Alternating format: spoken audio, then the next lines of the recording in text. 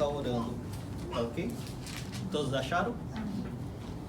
A palavra diz assim: certo dia, Noemi, sua sogra, lhe disse: minha filha, tenho que procurar um lar seguro para sua felicidade. Boaz, senhor das servas com quem você esteve, é nosso parente próximo. Esta noite ele estará limpando cevada na eira. Lave-se, perfume-se, vista sua melhor roupa e desça a eira. Mas não deixe que ele perceba você até que tenha comido e bebido. Quando ele for dormir, note bem o lugar que ele se deitar. Então vá, descubra os pés dele e deite-se. Ele lhe dirá o que fazer. Respondeu Ruth: farei tudo o que você está me dizendo. Então ela desceu para a eira e fez tudo o que sua sogra lhe tinha recomendado. Quando Boaz terminou de comer e beber, ficou alegre e foi deitar-se perto do monte de grãos. Ruth aproximou-se sem ser notada. Descobriu os pés dele e deitou-se. No meio da noite o homem acordou de repente, ele se virou e assustou-se ao ver uma mulher deitada a seus pés. Versículo 9. Quem é você? Perguntou ele. Sou sua serva Ruth, disse ela. Estenda sua capa sobre a sua serva, pois o Senhor é resgatador. Boaz lhe respondeu: o Senhor a abençoe, minha filha. Este seu gesto de bondade é ainda maior do que o primeiro, pois você poderia ter ido atrás dos mais jovens, ricos ou pobres. Agora, minha filha, não tenha medo. Farei por você tudo o que me pedir. Todos os meus concidadãos sabem que você é mulher virtuosa. É verdade que sou o resgatador, mas há um outro que é parente mais próximo do que eu. Passe a noite aqui. De manhã veremos. Se ele quiser resgatá-la, muito bem, que resgate. Se não quiser, juro pelo nome do Senhor que eu a resgatarei. Deite-se aqui até de manhã. Ela ficou deitada aos pés dele até de manhã, mas levantou-se antes de clarear para não ser reconhecida. Boaz pensou: ninguém deve saber que esta mulher esteve na eira. Por isso disse: traga-me o manto que você está usando e segure. Ela o segurou e o homem despejou nele 6 medidas de cevada e o pôs sobre os ombros dela. Depois ele voltou para a cidade. Ela voltou para a cidade. Quando Ruth voltou à sua sogra, esta lhe perguntou: como foi, minha filha? Ruth lhe contou tudo o que Boaz lhe tinha feito. Acrescentou: ele me deu estas 6 medidas de cevada, dizendo: não volte para sua sogra de mãos vazias. Disse então Noemi: agora espere, minha filha, até saber o que acontecerá. Sem dúvida aquele homem não descansará enquanto não resolver esta questão hoje mesmo. Pai, em nome de Jesus, louvado seja o Senhor, Pai, que o seu Santo Espírito nos conduza nessa noite, nesse estudo, que o Senhor tire todas as distrações das nossas mentes, que a palavra possa vir descer a nossa mente, ao nosso coração, que possamos entendê-las e praticar. Em nome de Jesus, que eu oro e te peço. Amém. O tema dessa noite, desse capítulo, é um lugar de descanso e proteção. E eu separei esse capítulo em 3 pontos, ou 3 cenas, né? Primeiro ponto, ou cena, é o plano de Noemi, que vai do versículo 1 ao 5. O segundo ponto é o encontro, que vai do versículo 6 até o 15. E o terceiro ponto, a espera, que vai do versículo 16 ao 18. E relembrando o que se passou no capítulo anterior, Ruth, ela foi espigar em algum campo e Noemi ficou em casa, amargurada. Aí ela, casualmente, ela entra no campo de Boaz. Só que esse casualmente é uma coincidência, mas para Deus não é coincidência. É determinação de Deus, é provisão de Deus. E nesse campo, Boaz era o parente próximo de Elimeleque, um possível resgatador. E após a primeira interação de Ruth e Boaz, e a bondade de Boaz, vemos que Ruth volta para casa cheia de alimento. E Noemi fica espantada. Quanto alimento ela trouxe? Quem foi o homem bondoso que foi bondoso com os mortos e com os vivos, como Ruth fala? E ela fica sabendo que foi Boaz foi esse homem bondoso. E ela reconhece que ele é um parente próximo, o parente resgatador. E o coração de Noemi começa a se encher de esperança.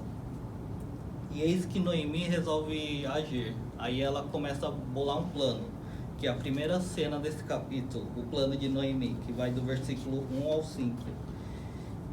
E vemos uma completa mudança de Noemi. Nos primeiros 2 capítulos, ela estava amargurada, frustrada, decepcionada, apática. Ela só olhava para si própria. E ela não olhava para fora. E é o que a amargura faz. A gente só olha para nós. Nós não olhamos à nossa volta. Mas a partir do capítulo 3, Noemi já está cheia de esperança. E nesses 2 meses de colheita, Noemi começa a vislumbrar que Boaz é o parente resgatador que Deus está provendo. E nessa certeza que Noemi resolve agir, porque acabou os 2 meses de colheita. E até esse momento, Boaz não deu nenhuma indicação de casamento. Então ela resolve agir. No versículo 1 está escrito assim: certo dia Noemi, sua sogra, lhe disse: minha filha, tenho que procurar um lar seguro para sua felicidade. Esse buscar um lar, literalmente, é um lugar de descanso. E no dicionário, descanso é não ter preocupações, obter tranquilidade, sossego, repouso. E Noemi e Ruth estavam precisando desse lugar de descanso, desse repouso. E com a esperança que aflora em Noemi, ela começa a olhar para fora. Ela não olha mais para si, ela olha para fora. E Noemi precisa de um lugar de descanso, realmente. Mas não tanto como Ruth. Noemi era uma senhora já. Se tivesse alimento para sustentar a casa dela, ela estaria bem. Mas Ruth era nova, era jovem, ela tinha uma vida inteira pela frente. Já pensou ela viver nessa vida, colhendo espigas, sustentando a sogra, e depois que a sogra morresse, o que seria de Ruth? Então Noemi, ela pensa em Ruth, ela vai procurar um lugar de descanso para Ruth. E na verdade, nós também precisamos de um lugar de descanso. Pode ser tanto físico, mental, ou em bens materiais. Alguns de nós buscamos tirar um descanso do melhor jeito possível, para que nosso corpo carregue as baterias. Eu gosto de chegar domingo à tarde, tirar um cochilo com a Aninha, todo domingo, descansar um pouquinho. Algumas pessoas gostam de passear, ir no parque e ver coisas. Alguns gostam de dormir até tarde, até 10, 11, meio-dia, ou outros gostam de viajar nos feriados. A nossa mente também necessita de descanso, repouso, e fugir um pouco dessa rotina. Hoje em dia tem tanto excesso de informação, a gente é bombardeado com tantas notícias, que nossa mente até fica um pouco pirada. E é bom a gente descansar a nossa mente. E materialmente, tentamos administrar nossos bens, nossos recursos, para que possamos obter uma vida tranquila, uma vida de descanso. Mas, na Bíblia, o que significa descanso? O que quer dizer descanso? E descanso vai mais do que o nosso corpo, nossa mente, nossos bens materiais. Biblicamente, o descanso, o que na Bíblia o que quer dizer descanso, é que a nossa alma, nosso espírito também necessita de descanso, que só o Senhor pode proporcionar. E o descanso bíblico, ele é um refrigério para a nossa alma. Ele traz paz, ele traz contentamento, ele traz confiança em Deus, confiança nas suas promessas, confiança nos seus planos. E somos agraciados com a entrada ao descanso de Deus, que é a vida eterna com o Pai. Esse é o descanso pleno, onde a gente vai estar junto com o Pai na eternidade, no descanso dele. Em Mateus 11, versículo 28 a 30, tem uma passagem bem conhecida. E está escrito assim: venham a mim, todos vocês que estão cansados e sobrecarregados, eu os aliviarei. Tomem sobre vocês o meu jugo e aprendam de mim, porque sou manso e humilde de coração. E vocês acharão descanso para a sua alma, porque o meu jugo é suave e meu fardo é leve. No texto de Mateus, os cansados e sobrecarregados são aqueles que estão cansados de carregar o fardo do pecado e o fardo da culpa. E sobrecarregados são aqueles que estão sobrecarregados das regras legalistas, das leis. Mas a aprovação e a salvação de Deus não se pode conquistar pela força do braço e nem por obras. A salvação é graça, é um favor imerecido. E mesmo assim, nós não merecemos, mas mesmo assim Deus concedeu a nós. A salvação em Cristo é a raiz. A obediência que você vai ter na lei é os frutos. Você não pode confiar que as suas obras é que vai te salvar. Quem é a raiz de tudo isso é Cristo. E por causa disso nós obedecemos a lei. Por causa disso queremos obedecer o que Ele nos manda. E Jesus convida todos os cansados e sobrecarregados a tomar seu jugo e ter descanso para a alma. Voltando ao texto, no versículo 2, Noemi descobre que Boaz estará à noite na eira limpando cevada.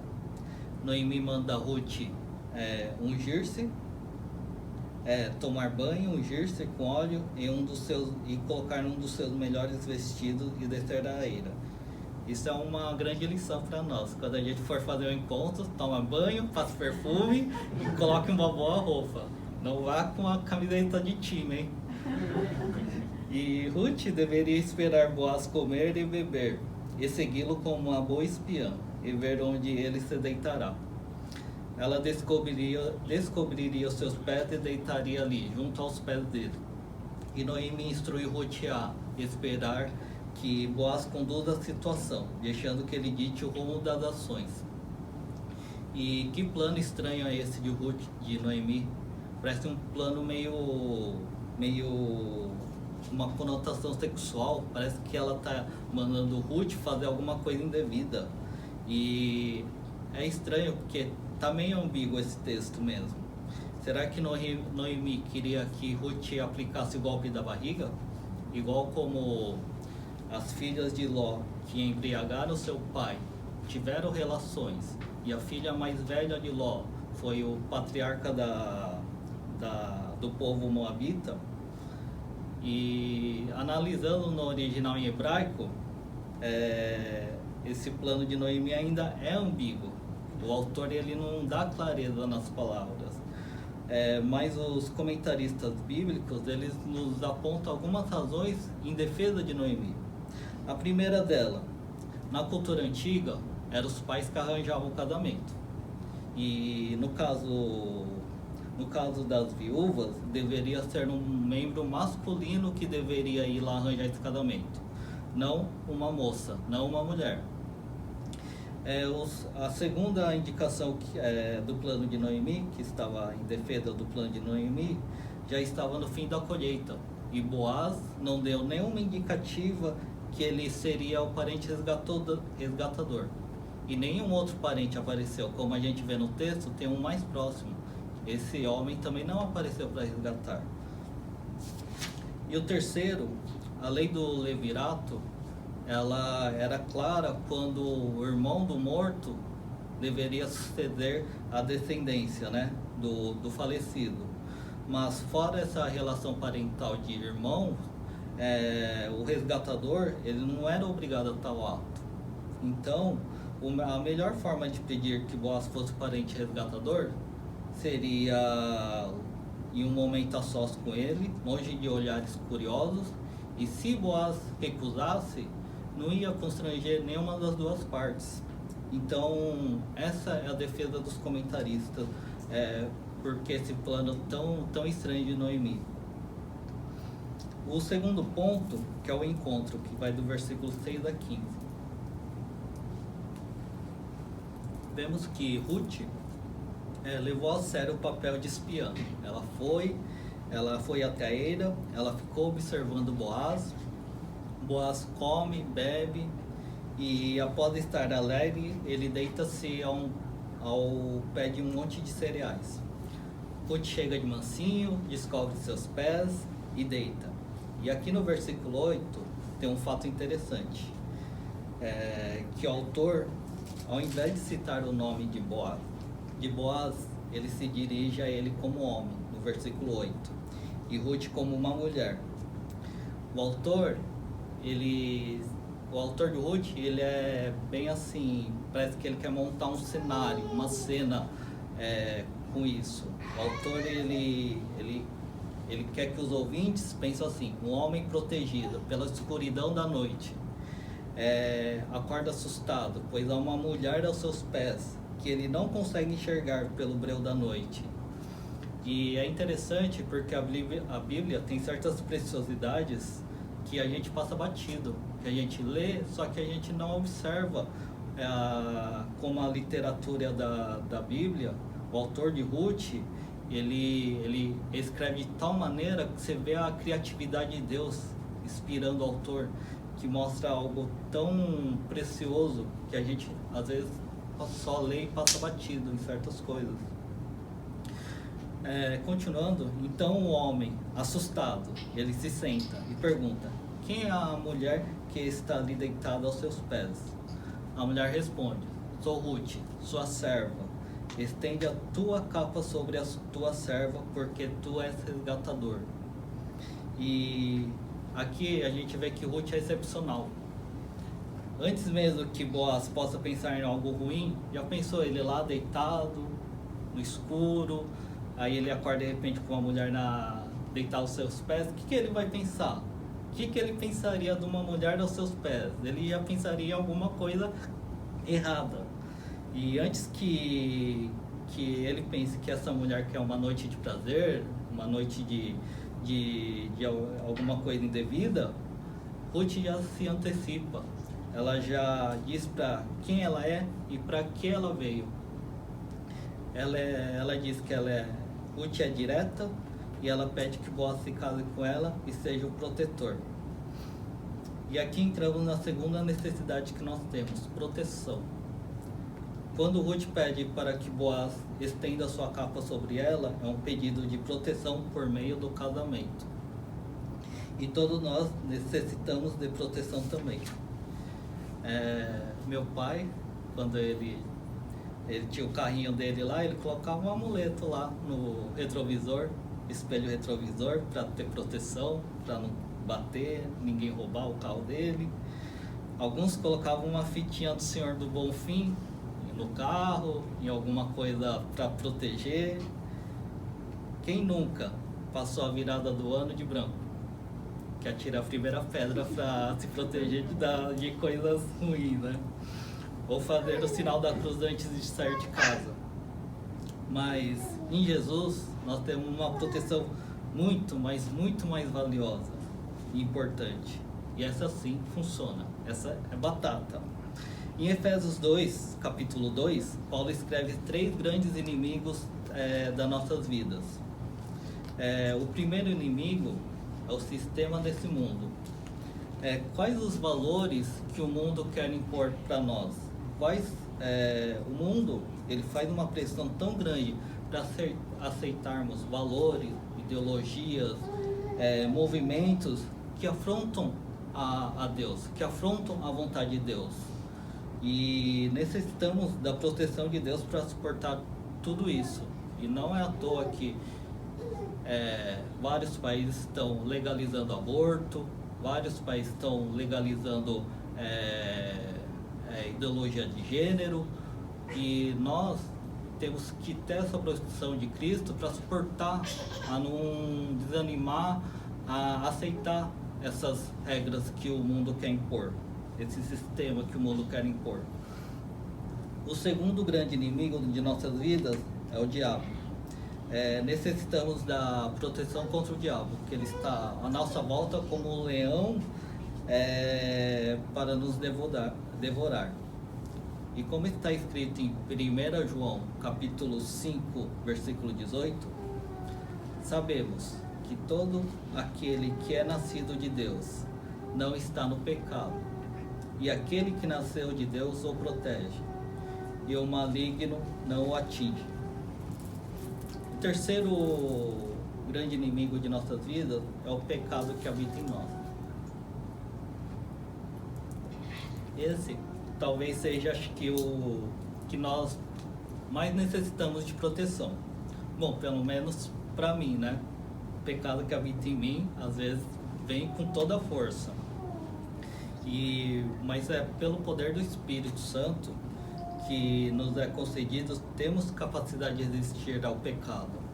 O pecado pode vir, mas se o Espírito Santo estiver trabalhando em nosso coração, nós somos protegidos do pecado. Conseguimos resistir ao pecado. E há mais uma grande proteção que Cristo nos concede, que acho que é a mais importante de todas. Somos protegidos da ira de Deus, que foi derramada sobre Cristo, e agora seu sangue nos limpa dos pecados e nos protege da ira divina. Quando Jesus estava no Getsemane, ele orou 3 vezes ao Pai: se possível, afaste-se de mim esse cálice. 3 vezes. Esse cálice, o que continha nesse cálice era a ira de Deus. Esse cálice não era o sofrimento dele na cruz, as bofetadas, as chicotadas, a coroa de espinho. Tudo que ele pedia para se afastar era a ira de Deus. Imagine a ira de Deus contra o pecado de toda a humanidade, caindo sobre um só homem, uma só pessoa. Imagine o coração dele, como é que ficou vendo a ira do seu Pai sobre ele. Isso aí, agora que estamos em Cristo, pelo sangue que é nos derramado, que o sangue que ele derramou por nós, a ira de Deus passa longe, desvia de nós, não vem mais de encontro a nós, por causa de Jesus Cristo. E no versículo 10, Boaz elogia Ruth pela atitude de Ruth, de pedir que Boaz fosse o resgatador. Ruth era nova e o candidato mais novo seria o ideal. Ela era nova, uma pessoa nova seria ótimo, mas por amor a Noemi, Ruth prefere escolher Boaz. E Boaz diz que fará tudo o que Ruth pediu, pois ela é reconhecida por todos como uma mulher virtuosa. Em algumas organizações da Bíblia no hebraico, Provérbios vem antes de Ruth. Aí você lê o capítulo 31 de Provérbios e vê aquela pergunta: mulher virtuosa, quem achará? Aí você começa a ler Ruth, você acha quem é essa mulher virtuosa. E Ruth e Boaz, eles se interessam um pelo outro, mais pelo caráter piedoso do que cada um carrega, do que outros atributos. E a união de Boaz com Ruth, podemos tirar algumas lições. A primeira dela, beleza física. Talvez para o mundo, beleza física é a coisa mais importante. Há casais que se separam porque a pessoa engordou, ficou feia, mas para um casamento feliz, saudável, a beleza física não é garantia de um casamento feliz e saudável. E a beleza passa. Né, minha esposa?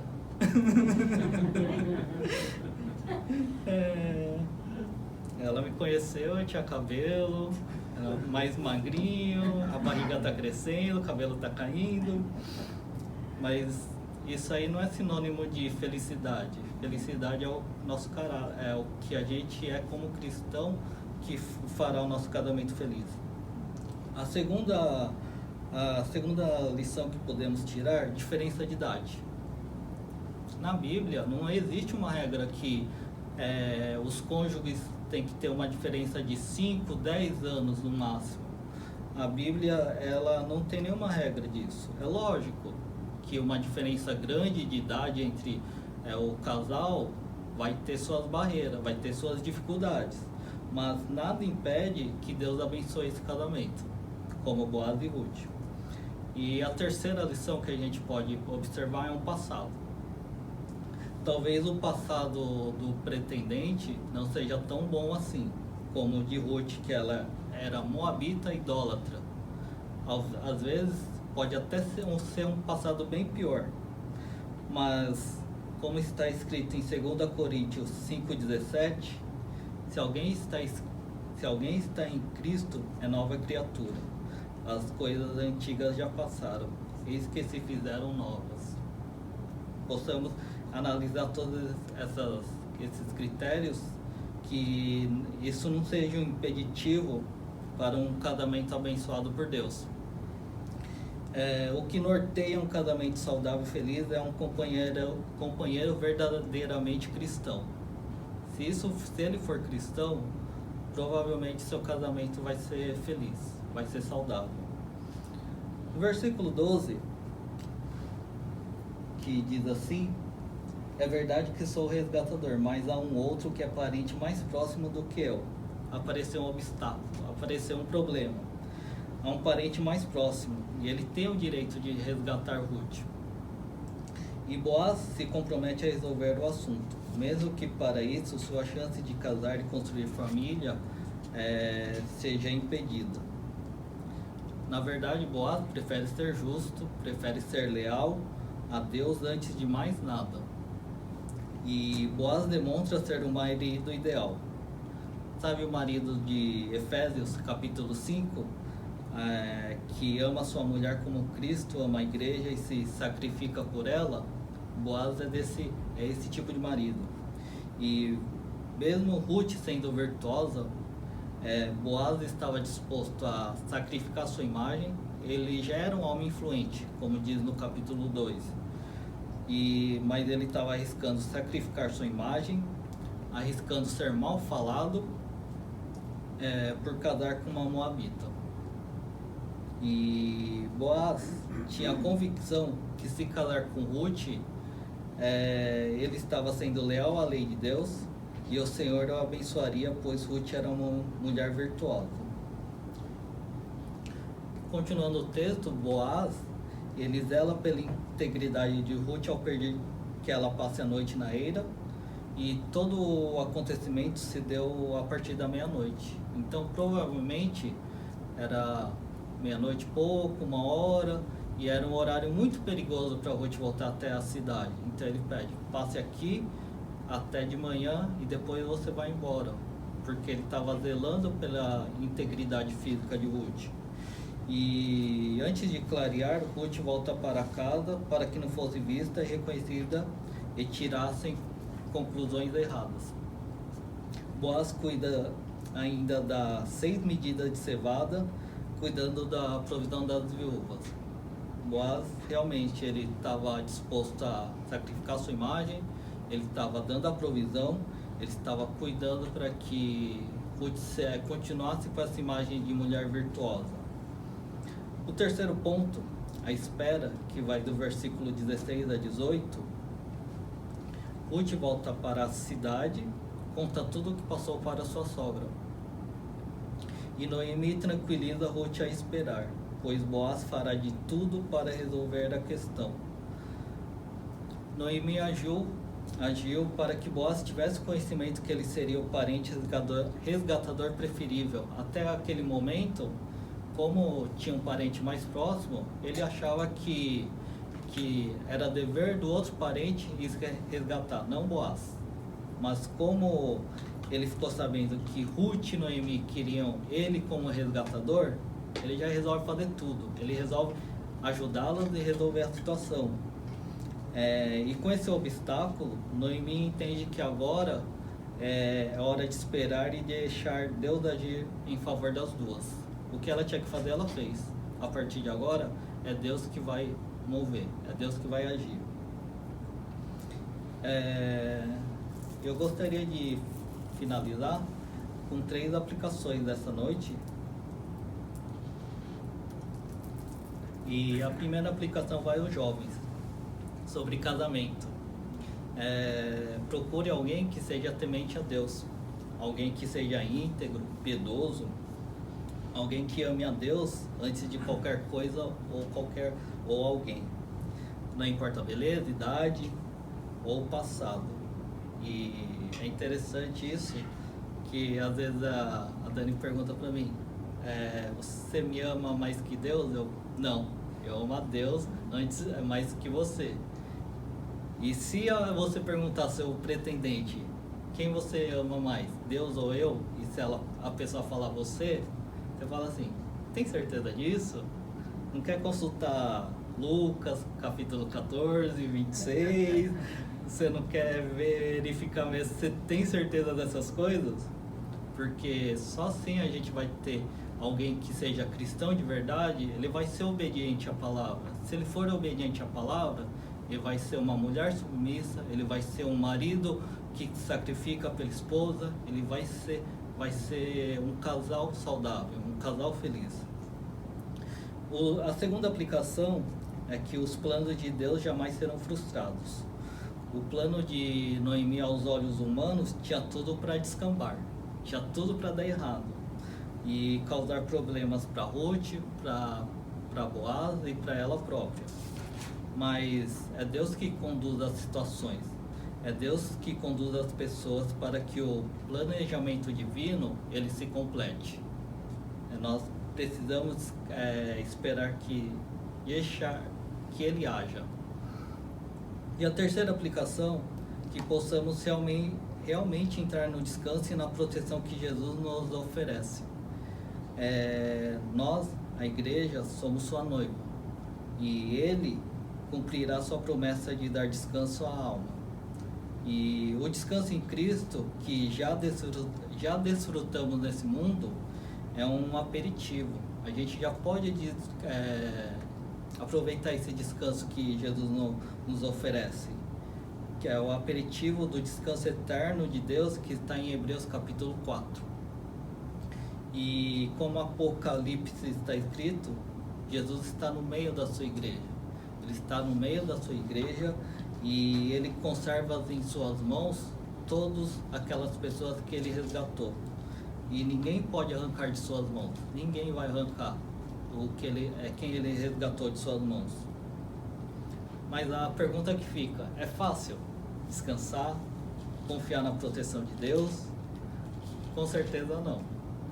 Eu estava ouvindo uma entrevista com o Ademar de Campos esse dia, numa entrevista recente. Aí ele estava falando que na época da pandemia ele ficou desgastado mentalmente, emocionalmente, fisicamente. Ele ficou cheio de ansiedades, medos. E Ademar de Campos, um cantor usado por Deus, com 48 anos de ministério, pastor, ele demonstrou suas fragilidades. Imagine nós, imagine eu que sou um filhote na caminhada cristã. E não é fácil mesmo, mas que possamos estar com foco em Deus. E para isso, eu gostaria de concluir lendo o Salmo 23. Gostaria de todos abrissem o Salmo 23. De tudo que eu falei essa noite, tudo foi ministrado essa noite. Se o Espírito Santo, toda vez que vocês estiverem cansados, sobrecarregados, desanimados, desamparados, ele nos conduzir até o Salmo 23 para renovar nossas forças, e é algo precioso. E porque Jesus é nosso pastor. E ele que nos conduz ao descanso, é Ele que nos protege. Todos acharam?